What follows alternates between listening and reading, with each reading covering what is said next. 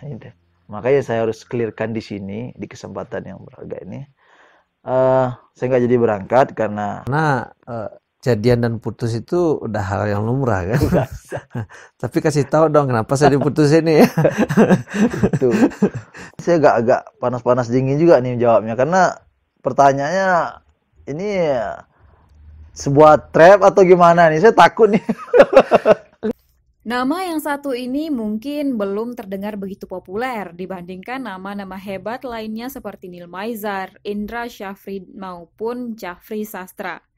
Namun siapa duga, pria kelahiran Tanjung Ampalu 35 tahun silam ini pernah menjadi bagian dari instruktur filosofi sepak bola Indonesia atau Vilanesia di bawah arahan coach asal Spanyol, Luis Milla. Selain itu, ia juga pernah menjadi bagian dari PS Tira dan Semen Padang FC. Memasuki musim 2020-2021, ayah dua anak ini dipercaya membantu Coach Jafri Sastra guna menukangi tim asal Tenggarong, Mitra Kukar FC. Siapakah dia? Simak wawancara eksklusif Lensa Bola Minang 1 bersama Coach Dian Okta yang dipandu langsung oleh reporter Minang 1, Rivo Septian.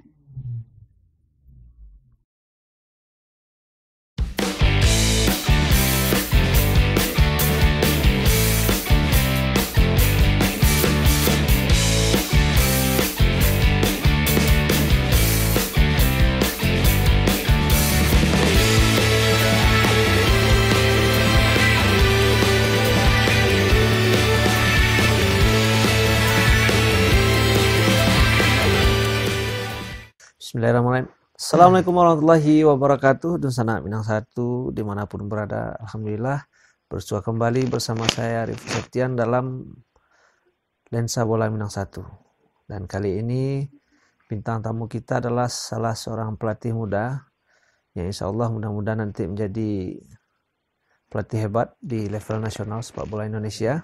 Sekarang sedang meniti karir di seberang pulau sana, menjadi asisten pelatih di Mitra Kukar FC.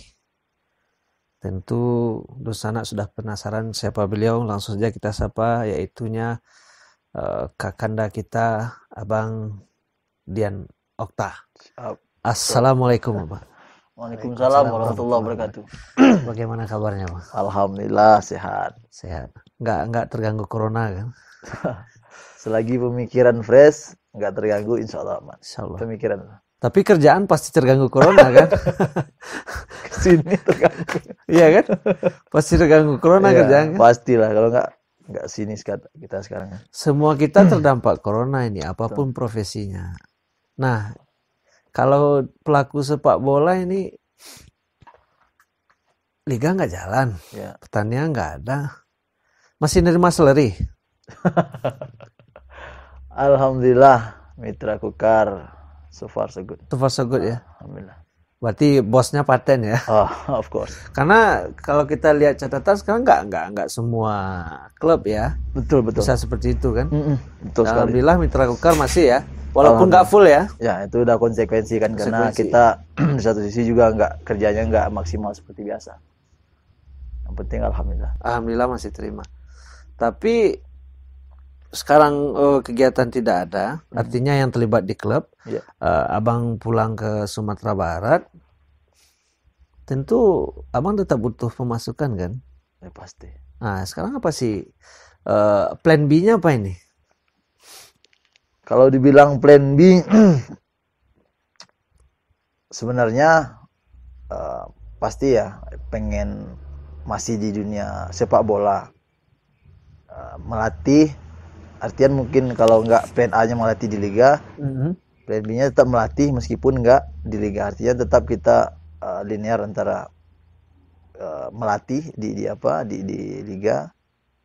Liga nggak jalan, kita tetap melatih walaupun nggak di liga. Artinya ada klub. Cuman ya qadarullah hal tersebut belum bisa terwujud.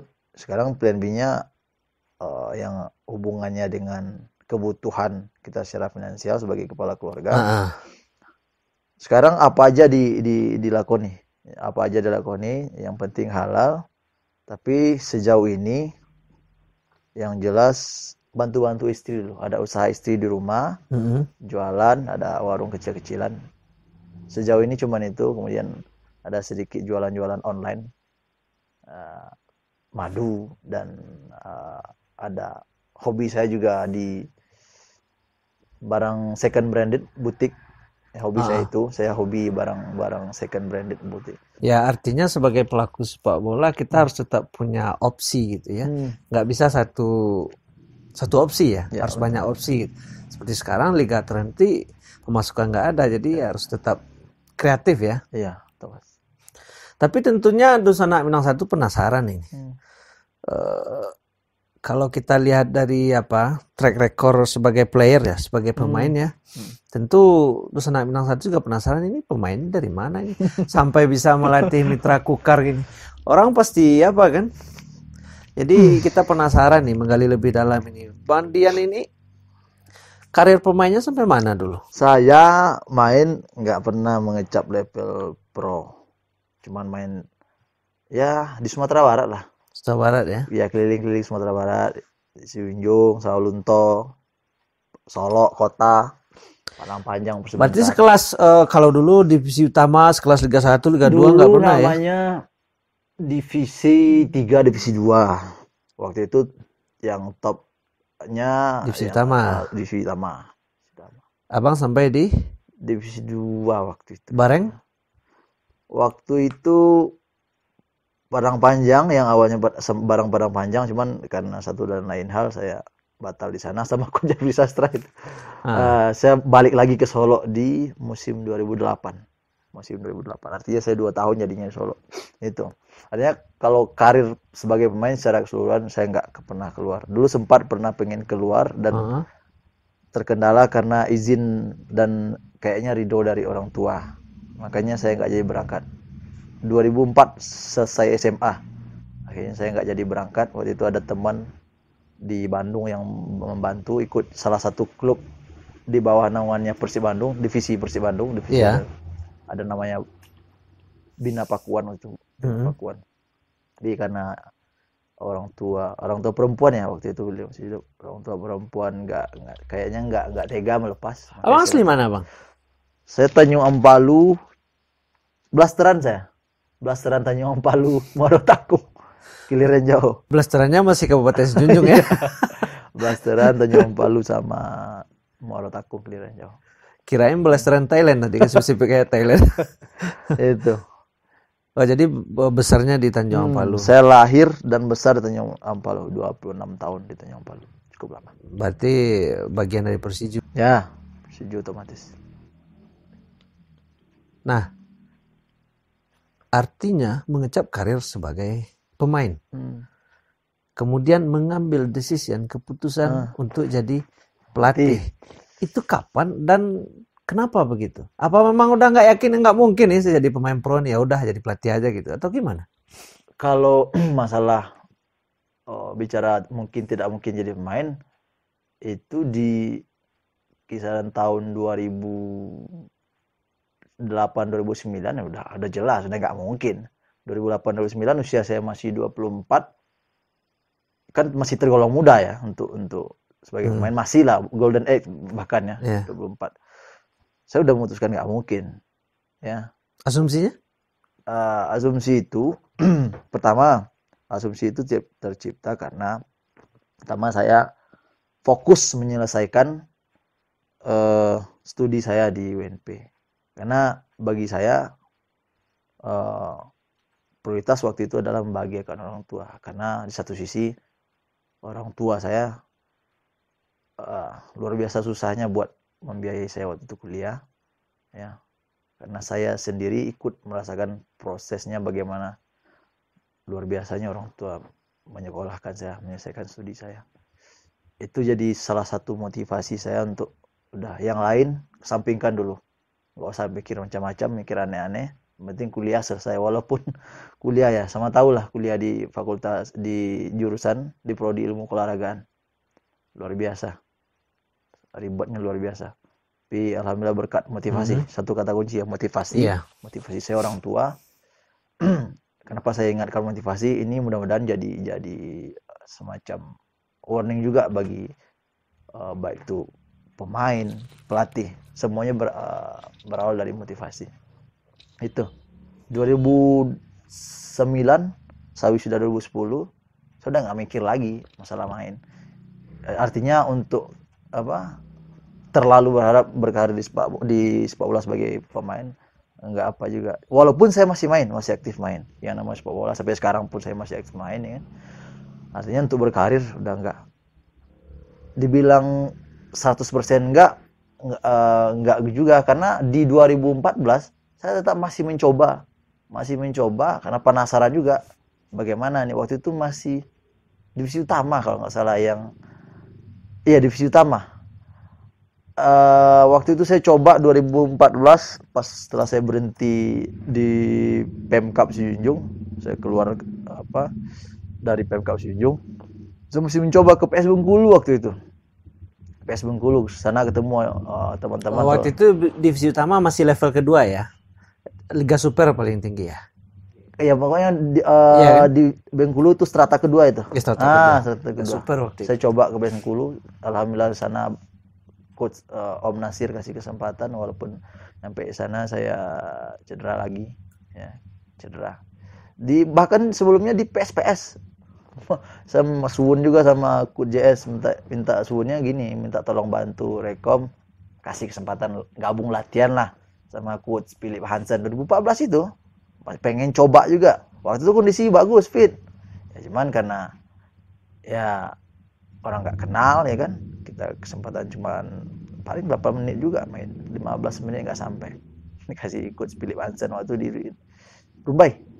Nah itu begitu ceritanya. Akhirnya setelah 2014 itu sudah nggak mikir lagi. Prioritas saya itu kan udah dalam kondisi saya punya anak umur. Jadi married umur berapa? Saya married 27 tahun 2012. 2014 saya usia 29 tahun, sudah punya anak. Itu 2014 akhir. Anak saya lahir 17 Agustus, berarti usia 4 bulan lebih kurang. Saya masih mencoba dengan memutuskan berhenti kerja. Nah setelah itu baru saya prioritas bagaimana menafkahi keluarga dengan anak satu waktu itu. Nah balik ke apa tadi,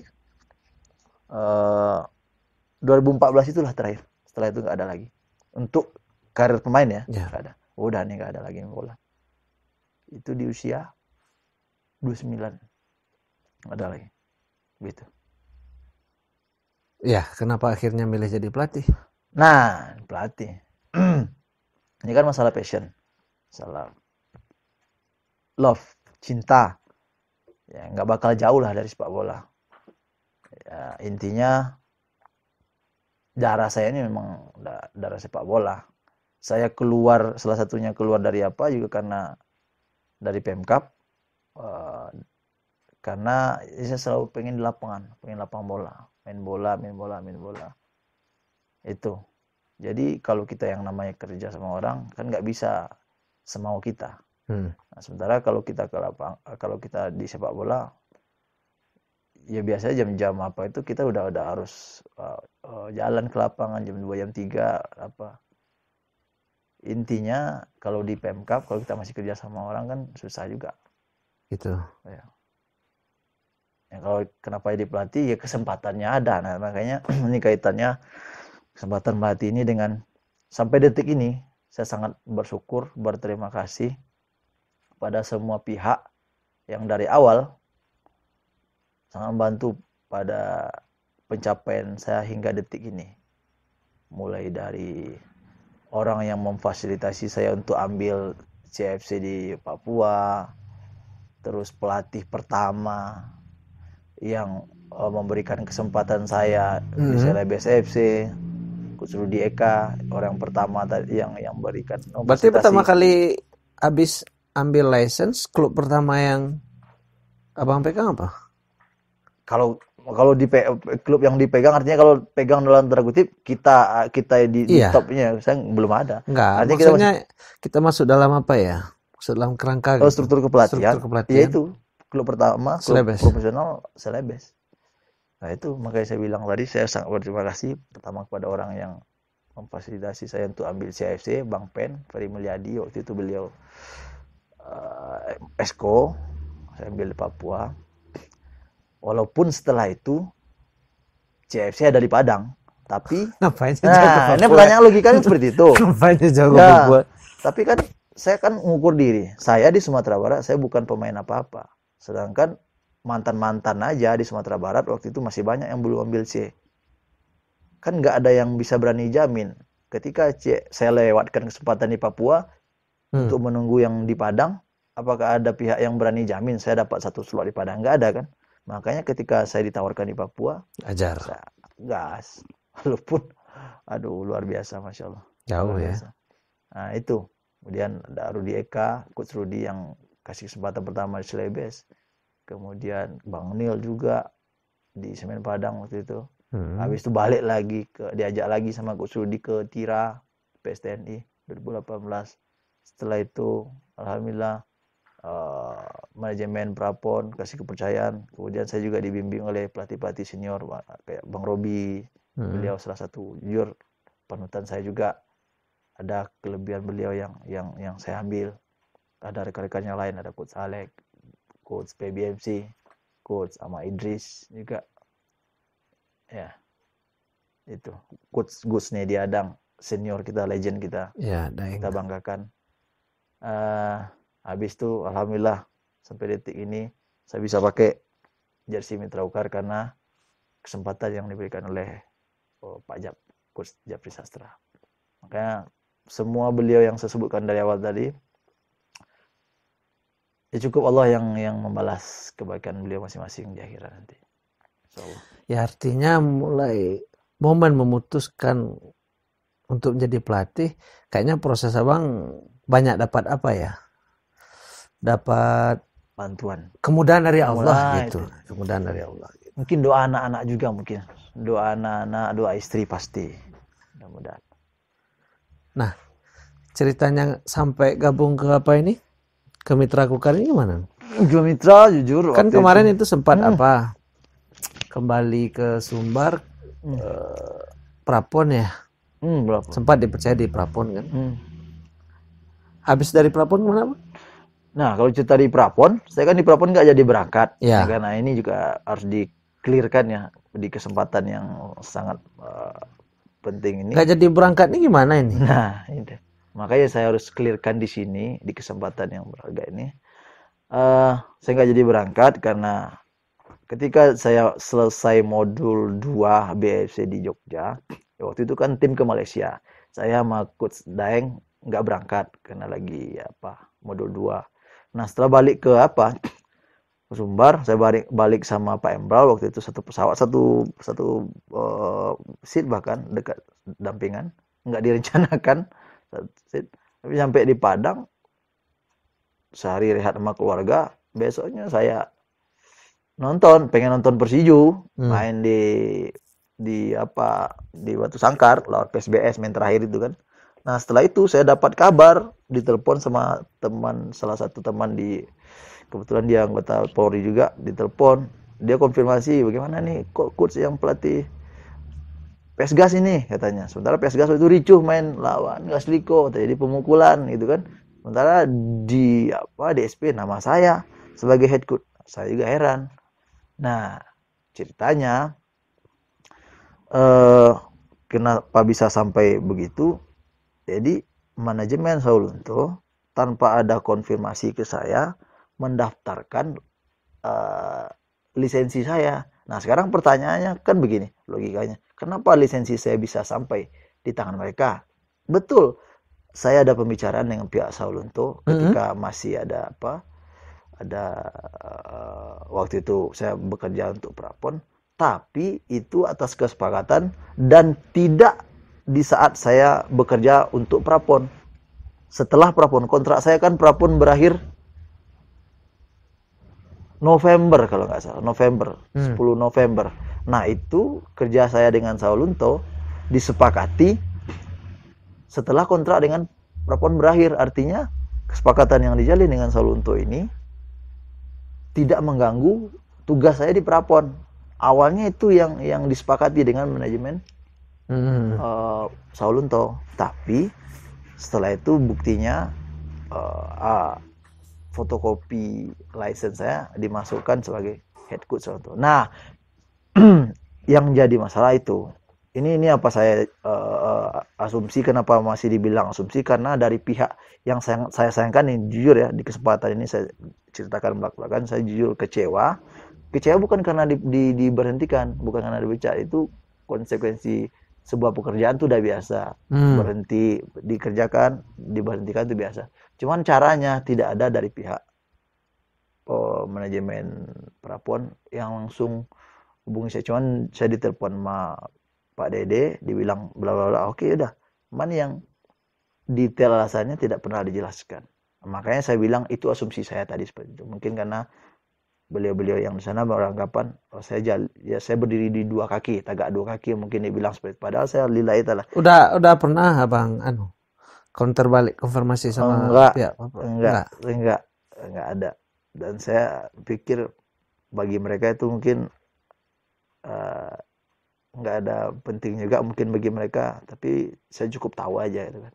Tapi ini kedepannya mungkin jadi pelajaran juga bagi semua yang terlibat di sebuah manajemen lah. Hal-hal yang seperti itu mungkin bisa jadi bahan perhatian. Ini intinya masalahnya komunikasi ya? Komunikasi, itu dia, komunikasi itu intinya ya. Mungkin jadi pelajaran juga, karena jadian dan putus itu udah hal yang lumrah kan. Tapi kasih tahu dong kenapa saya diputusin nih. itu masalahnya. Jadi Abang nggak tahu nih alasan kenapa diputusin? Nggak pernah. Dia cuma bilang itu aja. Oh ya, nggak apa-apa. Sekarang kan di jadian sama Mitra Kukar kan. Ini rezekinya. Alhamdulillah. Artinya meskipun Abang waktu itu kembali ke daerah dan nggak sempat berkarir, tapi masih ada semacam trust dari Mitra Kukar dalam hal ini gitu. Alhamdulillah. Baik Bang, kita beralih sekarang topiknya ke sepak bola nasional ya. Kalau kita lihat beberapa periode terakhir sepak bola kita ini kayak apa ya? Kayak roller coaster ya. Kalau saya salah tolong dikoreksi Bang. Jadi saya berkesan dulu pas 2007. Koles. Saya sangat berkesan itu. Nonton itu. Itu sangat apa ya? Impress lah bagi saya. 2010 Alfred Riedel juga bikin. Iya, 2010. Kesan lagi kepada kita gitu. Walaupun kita runner up di AFF. Kemudian di Asian Games, Luis Milla yang awalnya diragukan, pada fase turnamen ternyata bikin apa ya? Ibaratnya apa ya? Sediang arek bakasih sayang dia. Udah dia tinggalkan gitu. Lagi mesranya kita dengan Luis Milla, sepak bola yang indah, yang menghibur. Walaupun kita nggak tembus fase final, tapi masyarakat puas. Lalu putus lagi sama Luis Milla. Nah, kemarin datang itu STY yang bisa ngalahin Jerman di Piala Dunia gitu, punya harapan besar di awal-awal. Juga masyarakat biasa sih, kayaknya memang kayak gitu masyarakat kita. Belum pembuktian, kita belum percaya gitu. Bawa ke luar negeri sekarang. Alhamdulillah progresnya dilihat sekarang luar biasa bagusnya di Kroasia gitu. Nah, bagaimana Abang melihatnya? Kalau kita bicara timnas, kalau kita flashback ke start dari 2007, memang secara prestasi sampai detik ini kita terakhir di 91 ya. Yang apa? SEA Games 1 itu kan 91 kan ya. Terakhir itu. Artinya timnas senior ya. Ya. Bukan kelompok usia. Habis itu apa? Langganan runner up. Kalau di Piala dulu Piala Tiger namanya kan? Tiger. AFF runner up gitu. Mungkin 2 pelatih belakangan ya. Ya, 2 pelatih belakangan. Sekarang STY, kita lihat sebelum STY. Kita bicara Luis Milla. Nah, ya masalah pro dan kontra itu pasti dari sebuah kebijakan, keputusan lahir dan pro dan kontra pasti. Ada yang pro Luis Milla pasti akan berargumen, oh Luis Milla mainnya begini ini menghibur segala macam. Yang nggak pro Luis Milla, alah hasilnya apa? Itu pasti. yang kita bicara STY pasti seperti itu. Yang pro STY pasti akan bilang oh fisik bagus segala. Yang nggak pro STY main kayak apa. Sementara Indonesia keunggulannya ini. Pasti bakal ada pro dan kontra. Yeah. Nah sekarang yang kita sangat sayangkan ya, saya sebagai salah satu pelaku, sebagai pelatih,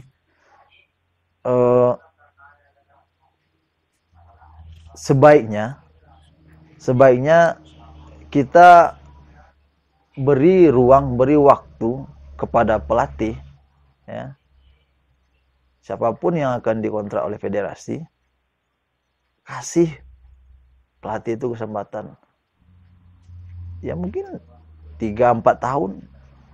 Gak bisa instan ya. Ya, artinya kita untuk di tahun-tahun pertama kita nggak bisa langsung ngejudge beliau yang menangani timnas dan timnya.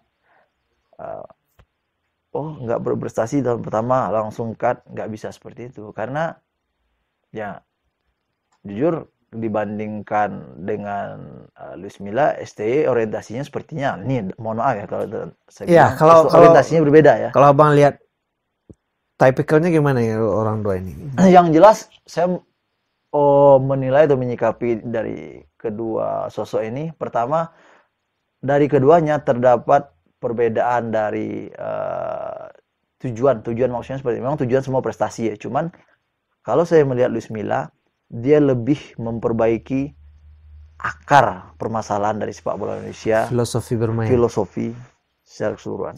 Itu terbukti dari apa yang beliau ciptakan bersama inisiator lainnya, yaitu filosofi sepak bola Indonesia. Saya bicara ini bukan karena saya terlibat salah satu di dalam Valencia, bukan, tapi memang itu yang diperbaiki Luis Milla. Artinya itu butuh proses yang tidak singkat, tidak bisa setahun 2 tahun. Sementara Luis Milla 2 tahun kurang ya, maka 2 tahun kurang makan kan? Iya. 2 tahun kurang, udah di-cut karena alasan ini semacam. Sementara di satu sisi, di mayoritas bahkan yang saya perhatikan, masyarakat terhibur dengan bagaimana cara tim Luis Milla bermain. Iya. Nah itu kan menjadi suatu obat dahaga tersendiri bagi publik sepak bola Indonesia. Walaupun secara hasil enggak maksimal, enggak sesuai ekspektasi yang top ekspektasi, minimal di satu sisi ada obatnya ya, main menghibur ya, punya karakter. Iya, karakter betul. Spanyol tuh kental, bermain possession, based on possession, konstruktif, kemudian memanfaatkan kecepatan sayap, ada terlihat. Dan itu saya jujur, saya pribadi mengakui itu terlihat. Nah, dibandingkan dengan yang sekarang, makanya saya bilang tadi berbeda. Yang sekarang, beliau yang sekarang yang megang ini, saya lihat orientasinya dalam jangka pendek, singkat. Yang terdekat tentu Piala Dunia. Iya. U20 tahun 2021. Insya Allah, mudah-mudahan nggak batal ya. Nah, orientasinya itu. Jadi kalau orientasi jangka pendek, tentu style beliau ini, style STY ini dalam meramu tim tentu beda. Nggak bisa disamakan dengan apa yang diperbuat oleh LM. Ya. Apalagi antara keduanya ini terdapat perbedaan yang sangat mendasar dari segi filosofi. Yang ini lebih tough, powerful, STY, ya, dengan ciri khasnya mereka Korea. Yang ini lebih stylish, ya, lebih mengandalkan skill. Dan memang jujur saya sendiri mengakui apa yang saya lihat selama U19 bermain di Korea cukup membanggakan. Ada progres. Ya, memang kalau dibandingkan style bermain dengan Luis Milla beda. Secara format aja beda. STY pakai 4-4-2, ya kan? Lebih mengandalkan fisik. Ya, betul. Ya. Dan artinya relevan dong apa yang mereka persiapkan dengan apa yang mereka tampilkan di lapangan. Memang kelihatan progresnya ada. Yaitu perbedaan dari keduanya, LM dengan STY berbeda. Tapi secara jujur saya akui memang kelihatan memuaskan. Kalau saya mikir memuaskan apa yang ditampilkan oleh Sintayong sampai detik ini. Walaupun di awal-awal kalah begini saja. Tapi setelah itu Ada evaluasinya. ada. Tapi yang jujur sedikit ya, ini mungkin bisa jadi bahan masukan juga. Dari squad yang ada sekarang, saya perhatikan sedikit dirubah di beberapa lini, agak ada terlihat sedikit perubahan gitu. Dirubah starting 11-nya agak berbeda gitu apa yang tampil. Artinya kedalaman squad mungkin belum bisa terlalu diharapkan. Mungkin ini bisa jadi PR Maksud juga. abang ketika di Ada beberapa contoh misalnya. substitute gitu. Contoh di center back. Rizky Ridho istirahat, masuk penggantinya. Yang dari Bali. Saya lupa juga namanya yang Bali. Itu berbeda gitu. Berbeda. Kemudian istirahat lagi di tengah, beda dikasih istirahat Brilian, istirahat David, masuk lagi yang lain, beda lagi. Nah, itu. Jadi artinya yang saya pengen soroti mungkin juga sebagai bahan masukan adalah kedalaman squad first team dengan substitute itu mungkin diminimalisir lah gapnya itu.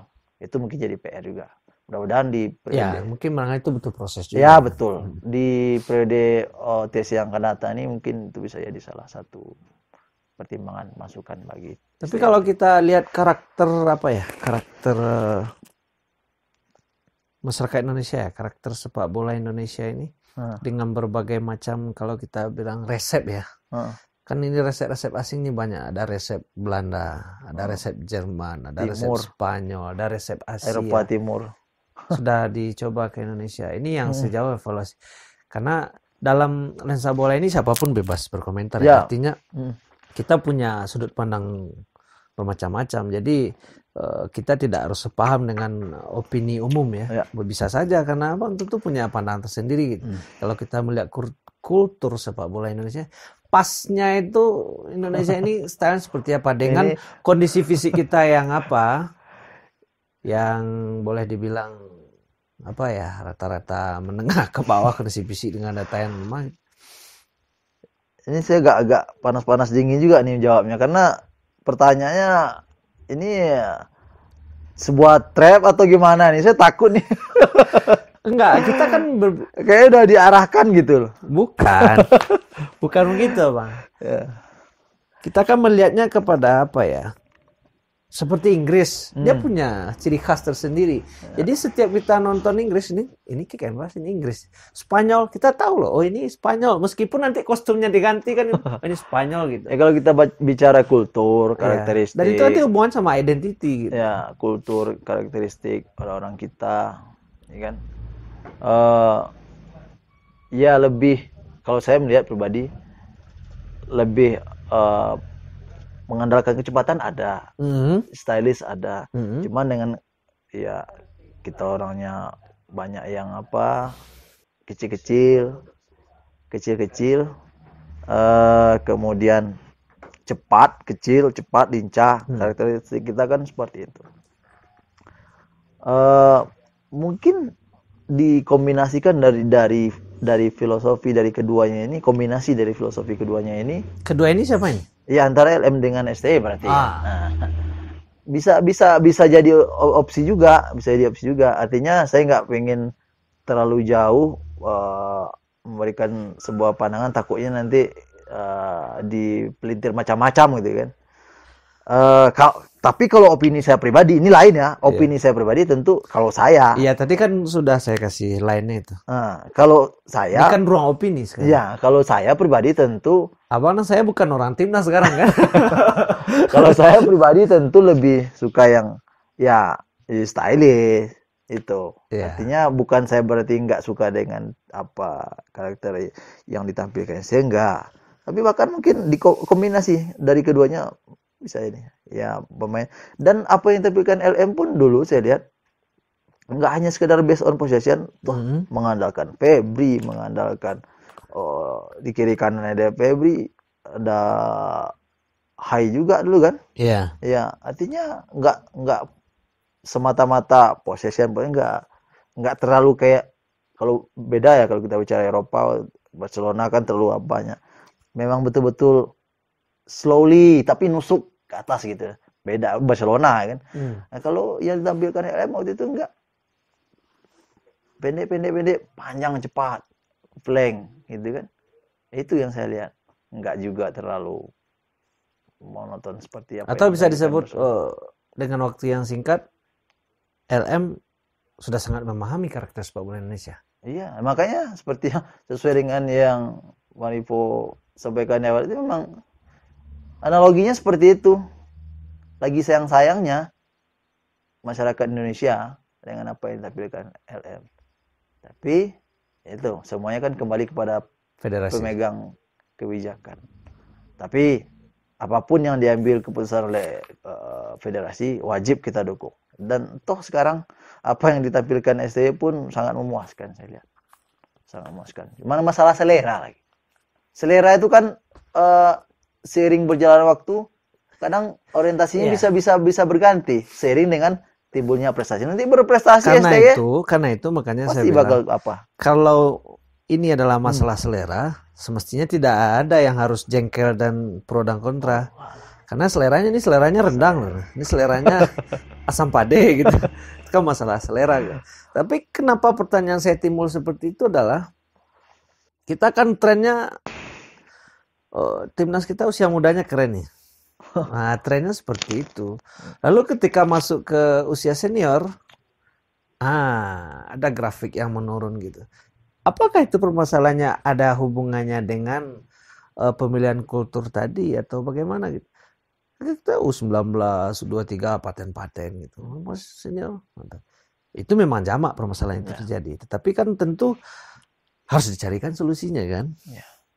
Kalau bicara masalah di kelompok usia berprestasi ya, yang sampai senior enggak itu udah, semua orang udah bertanya seperti itu, memang itu faktanya. Cuman memang yang paling mendasar itu ketika mereka di kelompok usia 17-19 mereka lama bersama. Nah setelah sampai ke senior itu udah beda. Awalnya kita bicara itulah generasinya Evan. Sekarang dari mana? Maldini Bali ya oke masih main, Kalteng. Cuman kan beda. Memang kan kita nggak bisa berharap semuanya generasi itu mulai dari kayak Raffi, Awan semua sampai ke berprestasi, enggak. Tapi minimal harapan publik termasuk saya sendiri yang generasi itu yang minimal sampai senior bisa apalah. Persentasenya berapa? Idealnya gitu. Karena kalau mempertahankan 100% enggak mungkin kan. Tapi setidaknya dengan persentase sekian persen karakter bermainnya masih ada, chemistry-nya masih terjaga. Ya minimal kerangka tim. Ya tentu otomatis kerangka tim 70-80% itu masih sering bersama lah gitu. Bersama. Cuman kan yang kalau kita bicara generasi itu ya kayak siapa lah? Sarul Kurniawan mana? Padahal saya sangat suka sekali. Hilang sekarang ya. Nggak kedengaran kan? Samar-samar ada pasti ada, nggak kedengaran lagi. Man di usianya di zamannya dia waktu itu dia Haman Samu paling kan? jago ya. Gila Sarul Kurniawan. Bek kiri Fatur Rahman.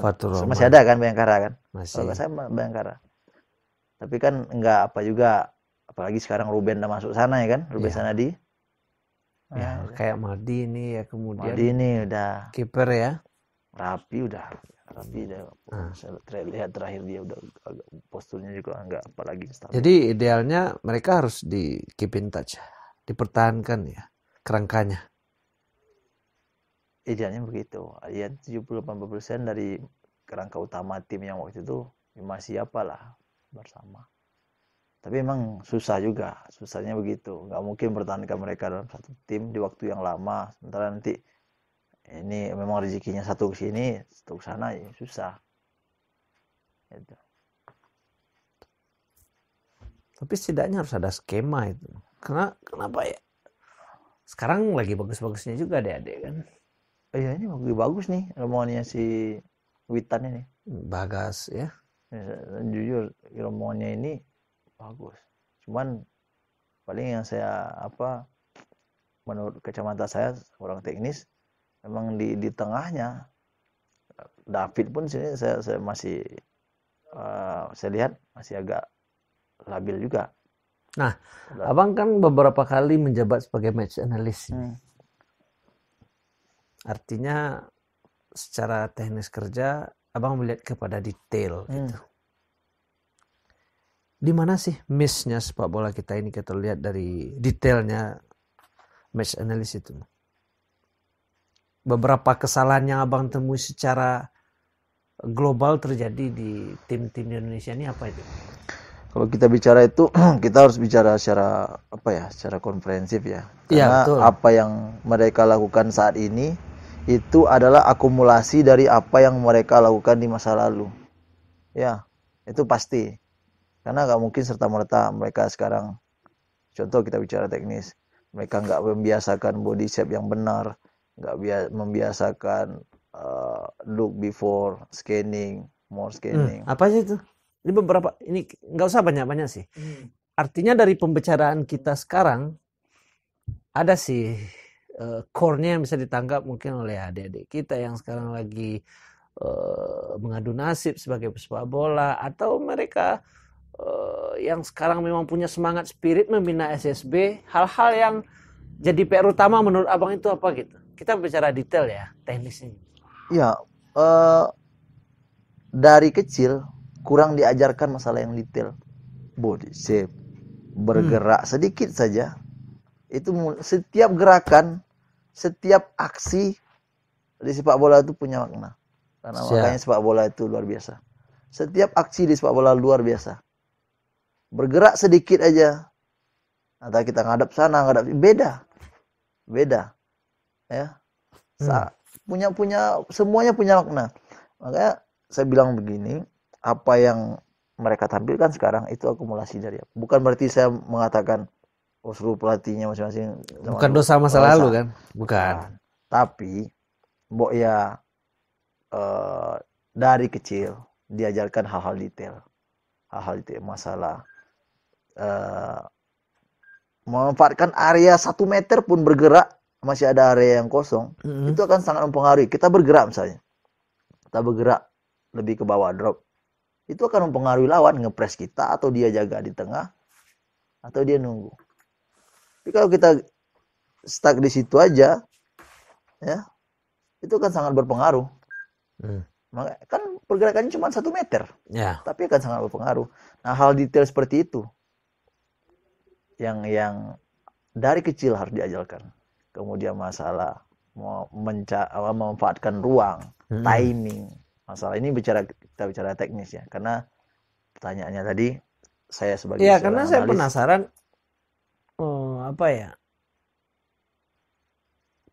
saya termasuk juga dalam hal pendidikan karena saya guru gitu. Kita jarang menerima perkara secara detail. Kalau kita tidak menguasai detail, kita sulit untuk mencari solusi dari masalah kan. Termasuklah sepak bola gitu.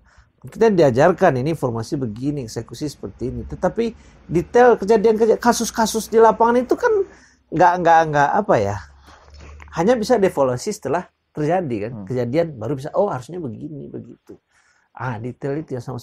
Nah, pengalaman apakah semuanya ada awareness ke sana gitu? Ya.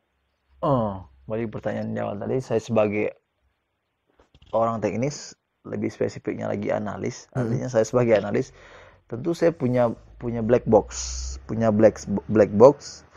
Saya bicara dengan data. Betul. Ya, saya bicara dengan data. Jamak saya temui minimal di mayoritas klub yang pernah saya singgahi, menyepelekan detail. Ya, contoh komunikasi, sepele sekali. Cuman dari komunikasi ini itu akan mempengaruhi setiap keputusan pemain yang ada di lapangan. Hanya komunikasi, baik itu verbal inverbalnya. Kemudian masalah melihat, itu kan simple, lihat dulu. Contoh kita lihat, sebelum kita terima bola kita nggak lihat belakang. Pas kita receive, turning, taunya ada lawan kamu. Pak, kalau kita main belakang gimana? Langsung kebobolan. Itu kan hanya sedikit masalah melihat. Padahal melihat itu adalah kunci. Coba tutup pemain bola tuh matanya. Bisa apa dia? Messi pun bisa apa? Ronaldo bisa apa tutup matanya? Nah, sementara kita menyepelekan. Yang lucunya lagi dikasih tahu. Ya, susah juga kita ngomongnya. Karena nggak dibiasakan hal-hal detail. Nanti dikasih bukti, baru Sementara saya sebagai seorang nelayan, saya bicara dengan data. Itu. Saya orang yang punya data. Menarik, saya ada videonya semua. Menarik bagi saya, Bang. Menarik begini. Abang sebagai match analis masih junior ya, masih baru sebagai pelatih. Tentu ada case di tim, ada kasus, ada permasalahan. Abang berikan analisa gitu. Ada nggak semacam apa itu kontradiksi muncul dari pemain? Ini siapa ini? Baru-baru ini udah kritik begini-begini gitu. Pelatih kepala aja nggak ada ngomong kayak gitu. Gimana itu? Itu mah biasa. Itu biasa. Kalau bagi saya pribadi itu proses. Cuman bagi mereka. Kalau abang jawab biasa berarti ada ya? Ada lah, pasti ada. Itu biasa. Pasti ada ya. Bagi saya pribadi itu proses. Cuman yang sangat jujur kalau memang situasinya ada seperti itu. Yang rugi itu sebenarnya mereka. Ini kan kritik membangun bagi mereka. Sementara mereka menolak, nge-push lagi, push back.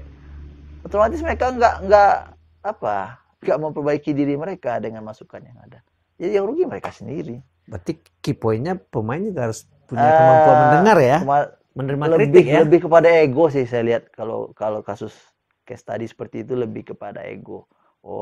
Saya saya pemain ini, pemain nasional, liga, ada lama liga, ini pelatih siapa berarti Pak? Itu lebih kepada ego. Tapi saya yakin nggak semua pemain seperti itu. Ada pemain yang open minded, welcome. Ya apalah, seleksi alam lah, nanti waktu yang akan membuktikan. Orang-orang yang introvert, yang nggak mau membuka cakrawala berpikir, nggak terima masukan, ya lambat laun akan tersisih. Dengan sendirinya itu pasti. Ya, artinya kalau saya melihat dari paparan abang tadi, ada evaluasi dari match analyst, kemudian disampaikan kepada tim, dalam hal ini adalah pelatih dan pemain. Kalau informasi dari match analyst diolah, dievaluasi, tentu akan menjadi progres buat tim kan. Insya Allah. Nah, beberapa case terjadi, ada pemain yang sulit untuk menerima evaluasi. Nah, kita tidak menyalahkan mereka dalam ini, tetapi berarti sebagai pemain, selain kemampuan sepak bola, edukasi, komunikasi, dan mengevaluasi itu sangat perlu bagi mereka. Pasti penting itu. Ya, artinya mereka harus diberi pemahaman itu, bahwasanya ruangan ini penting gitu. Gimana itu, Bang? Ya, saya sempat pernah baca, pernah dengar juga. Ini masalah kayak semacam brainwash ya, mencuci otak. Kita menstigma, mendoktrin. Kita kan kayak semacam ada classroom, ada post-match analisis ya. Itu kan memberikan pemahaman, semacam transfer pemikiran, transfer knowledge ke pemain. Karena setiap pemain, siapapun itu, mereka akan bertindak sesuai dengan apa yang ada di pikiran mereka, apa yang mereka pahami. Nah, sekarang yang kita perbaiki itu pemahaman mereka supaya nanti tindakannya betul. Nah, itulah gunanya. Edukasi itu penting. Makanya saya pernah dengar, pernah baca juga. Ini masalah training ya. Praktik tentu lebih penting. Tapi satu kali pertemuan di ruangan, ada evaluasi, apalagi evaluasi dengan diskusi, discuss, video, artinya ada barang bukti di sana, kemudian dijelaskan secara detail teknisnya, itu mungkin lebih baik daripada 2-3 kali latihan, tapi tanpa evaluasi, nggak tahu apa yang mau dievaluasi dikerjakan. 1 kali pertemuan di ruangan ini dengan evaluasi yang detail secara teknis itu lebih baik daripada 3 kali pertemuan latihan tapi nggak jelas apa sih yang kita perbaiki, di sini. Bahkan hanya pelatih aja yang tahu, sementara pemain nggak tahu. Oke, kalau kita hubungkan lah dengan sekolah tadi ya, ada KKM ya, kriteria ketutusan minimal gitu.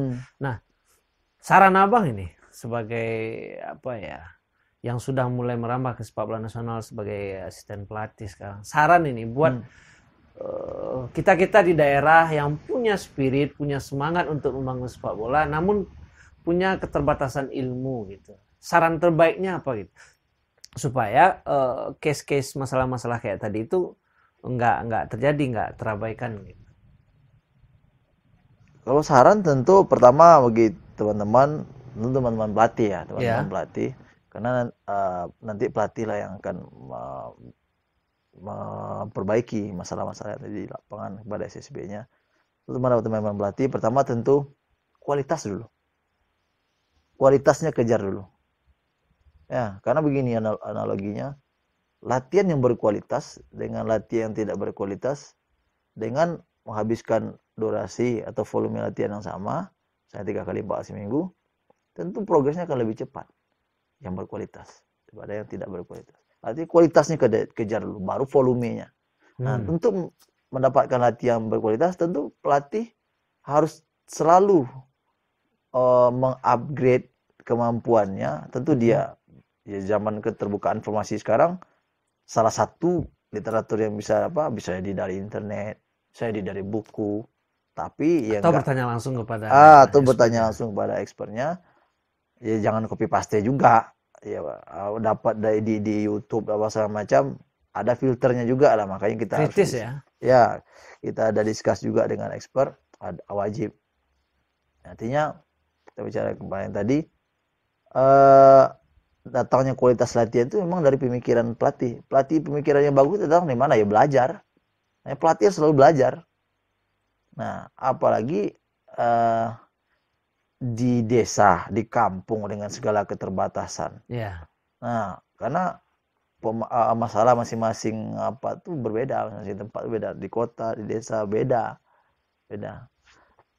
Tentu pelatih yang lebih banyak memahami itu, pelatih yang lebih banyak kondak itu. Jadi banyak belajar, tentu banyak selalu belajar, kemudian implementasikan di lapangan apa yang dipelajari itu. Nggak perlu banyaknya, kuantitasnya, tapi betul-betul jelas, progresnya kelihatan. Nah itu. Tapi ya kembali semua yang disarankan tadi harus didukung oleh kalau kita bicara di nagari, di desa, di perangkat desa, maka nagari dari muspikanya juga kecamatan harus didukung, karena nggak mungkin pelatih bisa menjalankan tim, operasional tim tanpa ada dukungan dari karena semuanya butuh dana kan, latihan butuh dana, air apa segala macam, peralatan latihan. Nanti kita nuntut pelatih ini berikan latihan yang berkualitas, rompi nggak ada, rompi bernomor nggak ada, jangan rompi bernomor, rompi nggak ada, bola 1 untuk 30 misalnya, gimana kita menuntut apa? Artinya harapan itu tentu butuh konsekuensi, tujuan itu butuh konsekuensi. Ya itu, makanya di sana ada sinergi lah dari semua pihak, pemerintahan, nagari, desa itu. Oke Bang, sangat menarik dan sangat bermanfaat. Terakhir, rencana ini ke depan nih, kalau situasi masih kayak gini juga, ini jangka pendek. Kalau rencana jangka panjang nanti boleh juga. Rencana jangka pendek gitu. Tentu prioritas pasti keluarga. Karena saya udah punya anak 2, keluarga, apalagi anak saya yang besar udah sekolah. Tahun depan udah masuk kelas 1 SD. Itu butuh biaya. Yang kecil juga mau masuk TK. Artinya butuh biaya. Tentu kalau seandainya memang di sepak bola masih seperti ini, nauzubillah ya, amin, jangan seperti ini. Karena jujur nih, mungkin apa yang terjadi sekarang, semua pihak, tidak saya aja, tidak kita aja, semua orang pasti sangat menyesalkan. Kenapa menyesalkan? Karena negara tetangga jalan kompetisinya.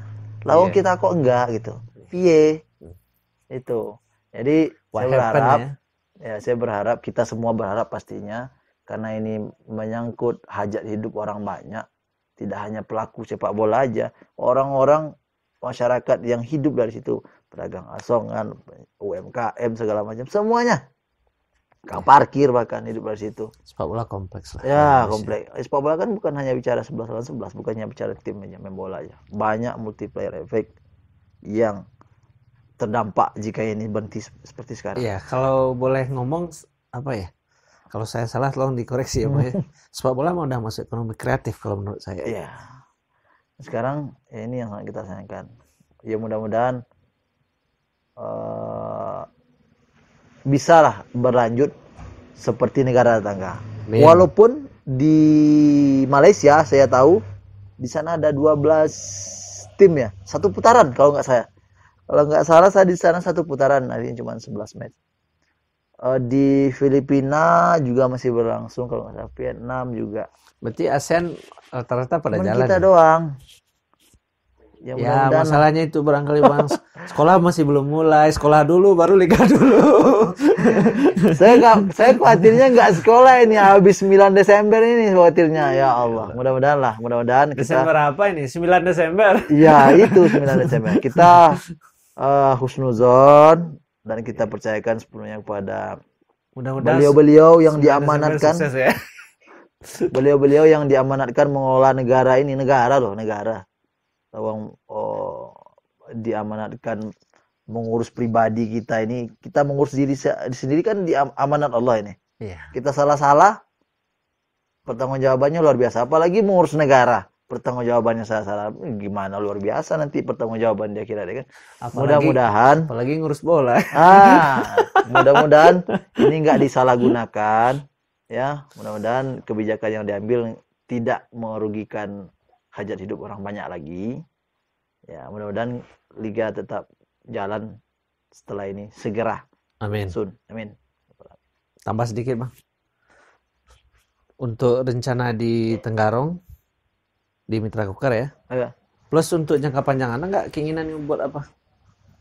Kalau saya pribadi Garuda di dadaku ya. Kalau di Tenggarong yang jelas pribadi ya, saya Tenggarong, saya seperti menemukan keluarga di sana. Jujur. Alhamdulillah. Sampai jujur saya bilang sama istri begini, entah keceplosan atau memang dari apa enak di Tenggarong. Istri saya marah. Enak di Tenggarong artinya bukan saya dapat rumah di sana, bukan, artinya di sana nyaman. Yang benar. Pertama, manajemen, teman-teman pemain, masyarakat. Saya ngerasa di rumah sendiri di sana di Tenggarong. Ya, harus sampai kalimat Abang, kalau nggak salah paham itu. Ya itu makanya saya udah bilang. Tapi karena mendengar kalimat pertama tadi, langsung marah. Jujur saya sangat senang, bahagia di Tenggarong. Ya. Mudah-mudahan di suatu waktu nanti saya bisa balas lah dengan apa yang bisa saya lakukan buat Tenggarong. Dan buat Big Boss juga, insyaallah. Amin. Amin. Kemudian untuk kedepannya siapa sih sebagai pelatih, siapa yang nggak ingin, tapi saya nggak mau. Kalau jangka panjang tentu ya pasti kita sebagai pelatih meritis ujung-ujungnya tentu berkontribusi buat negara, tapi kita harus tahu diri juga, istilahnya ukur bayang-bayang juga. Untuk yang terdekat yang jelas saya butuh melatih sekarang dulu, karena seperti sekarang ini saya pusing di kampung ya nggak apalah, susah saya ngomongnya ya, mungkin saya nggak perlu terlalu banyak lah kayaknya, tapi mudah-mudahan beliau-beliau yang diamanatkan untuk mengurus sepak bola di kampung bisa terbangunlah dari tidurnya. Kalau saya ini hajat hidup orang banyak juga.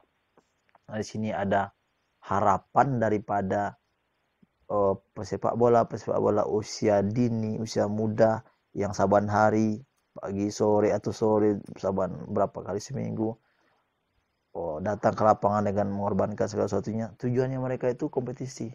Mereka bagaimana mau berkompetisi sementara lawang askapnya juga nggak dikelola dengan baik. Artinya mungkin ada yang mengatasnamakan mewakili daerah. Cuman apakah itu udah representasi dari the best kabupaten? Enggak juga. Iya. Ya, karena itu enggak dikelola.